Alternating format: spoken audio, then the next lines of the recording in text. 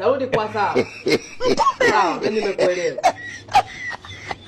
Ngoja niende. Chamwisho. Wako ndio. Ukimwi huko unaua. Umeelewa? Sawa, nimekuelewa. Bana mimi naenda bana. Bwana.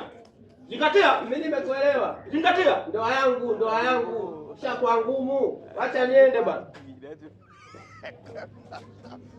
Naomba kweli mboga za majani. Fanyeni mazoezi. Kunyweni maji mengi. Amtaki. Nimwambia tu acha kula chipsi, kaula. Sasa wewe unaenda kula chips. Kwani unashindwa kula mboga za majani?